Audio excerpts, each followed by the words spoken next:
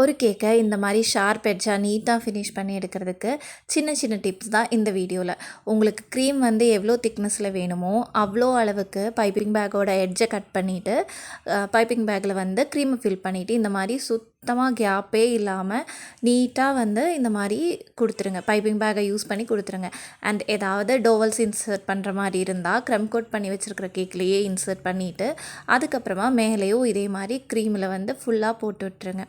So இப்படி cream போடும்போது நம்மளுக்கு ஷார்ப் எட்ஜ் கொண்டு வரது, ஃபினிஷிங் கொண்டு வரது ரொம்ப ஈஸியாக இருக்கும். அதுக்காக தான் இந்த மெத்தட் சொல்கிறோம்.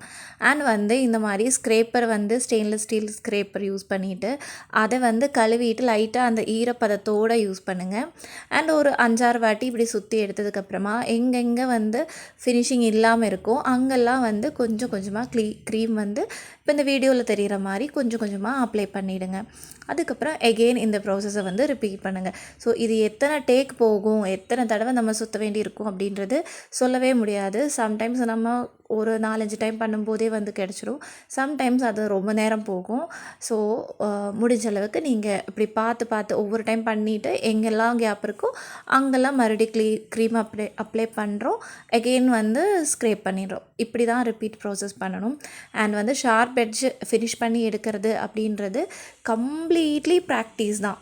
நம்ம வந்து ஒரு டெக்னிக்கை வச்சோ ஒன்று கற்றுக்கிட்டோ நம்மளால் இது பண்ண முடியாது. நம்ம ப்ராக்டிஸ் பண்ண மட்டும்தான் வரும். இதெல்லாமே ஒரு சில டிப்ஸ் மட்டும்தான்.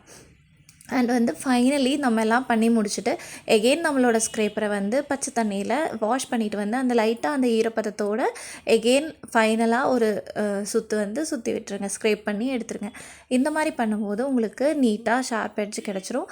பேஷியன்ஸ் அண்ட் ப்ராக்டிஸ் மட்டும்தான் இதை அட்டெண்ட் பண்ணுறதுக்கு உண்டான ஒரே ஒரு கீ பாயிண்ட்.